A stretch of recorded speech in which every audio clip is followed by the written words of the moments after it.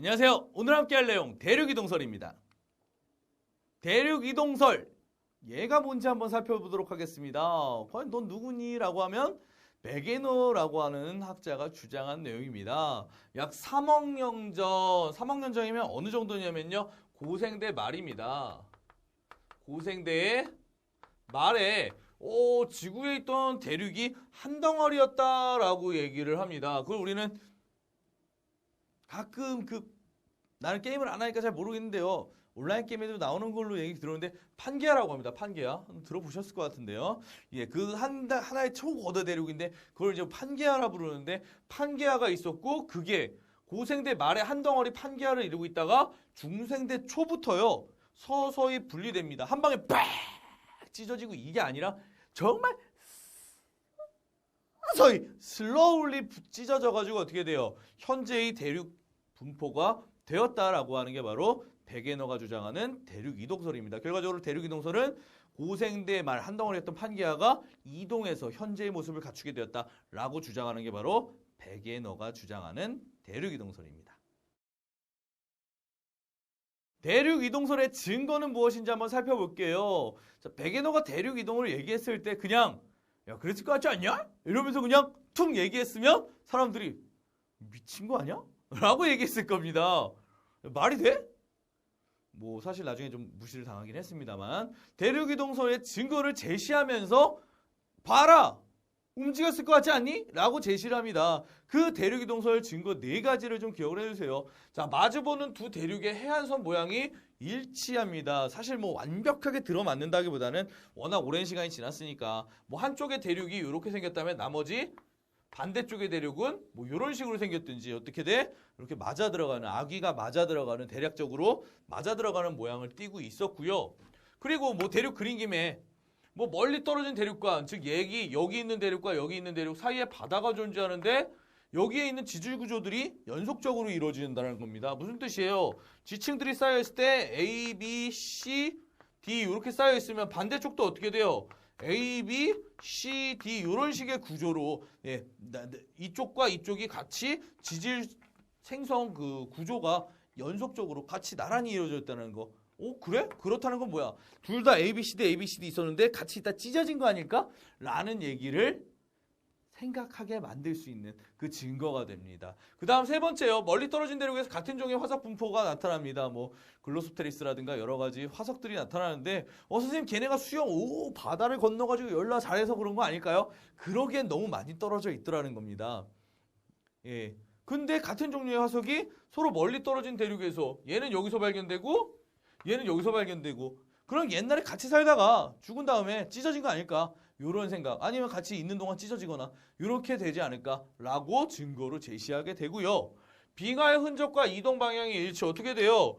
빙하가 여기에 이렇게 분포되어 있었다면 여기에도 이렇게 빙하가 훑고 지나간 흔적이 이렇게 되어 있었다면 반대쪽에 이런 식으로 이렇게 연속적으로 이루어지게 증거를 제시를 합니다. 자, 이 4가지를 제시하면서 베게너는 어때?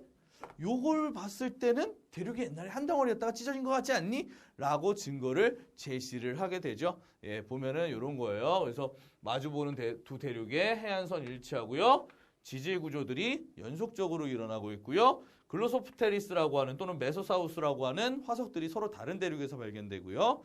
그리고 빙하의 흔적과 이동이 어떻게 돼? 여러 곳에서 여러 군데에서 연속적으로 나타나고 있는 거 이런 것들이 대륙이동의 증거라고 말씀드릴 수 있습니다. 4가지 정말 중요하다. 시험 문제 아닌 것 골라라 하면서 오지선다로 나오는 문제가 굉장히 많이 출제되거든요. 외워주셔야겠죠. 대륙이동의 원동력에 대해서 얘기를 하도록 할게요. 자, 베게너가 대륙이동에 대해서 의견을 제시하고 가설을 제시하고요. 대륙이동설이니까 가설입니다. 증거를 제시했어요. 증거를 제시했습니다. 근데 사람들한테 무시를 당합니다. 야, 너 미친 거 아니냐? 막 이러면서요. 사실 증거를 제시했을 때 사람들이 그럴듯하다 라고 얘기까지는 했을 수 있어요. 그러면서 사람들이 묻겠죠. 야, 대륙 장난 아니게 크잖아. 그거 누가 움직였니? 한 덩어리였다며? 찢어졌다며? 누가 움직였을 거 아니니? 누가 움직였니? 라고 했을 때 베게너는 누가 대륙을 움직였는지 설명을 하지 못했습니다. 하지만 오늘날 우리는 대략적으로 알고 있죠. 뭡니까? 맨틀이 대류하면서 예, 대륙 아래에 있는 맨틀이 어때요? 대류가 일어나면서 지각이 이동을 하죠. 그게 뭐예요? 그 이동에 따라서 대륙들이 각자의 방향으로 흩어지게 됩니다. 맨틀의 대류에서 어떻게 돼? 대륙이 이동을 하게 되었다라는 거. 그게 바로 뭐예요? 대륙 이동의 원동력입니다. 백예너는 몰랐던 사실이죠.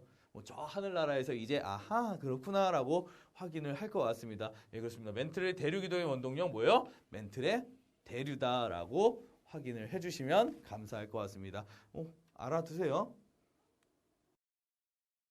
핵심 정리해 보도록 하겠습니다. 대륙 이동설은 뭡니까? 고생대말 하나였던 대륙이 이동해서 현재의 모습을 갖추었다. 이게 바로 뭐예요? 백예너의 대륙 이동설이죠. 자, 대륙 이동의 증거 어떻게 제시할 수 있습니까? 해안선이 일치했다. 화석이 일치했다. 지질구조가 연속적이다. 빙하의 분포와 이동 흔적이 공통적으로 연속적으로 나타나고 있다는 게 대륙 이동의 증거로 제시가 됐었죠. 하지만 뭐가 문제였습니까? 누가 대륙을 움직였는지는 백예너 설명 못했다고 했죠. 누구였습니까?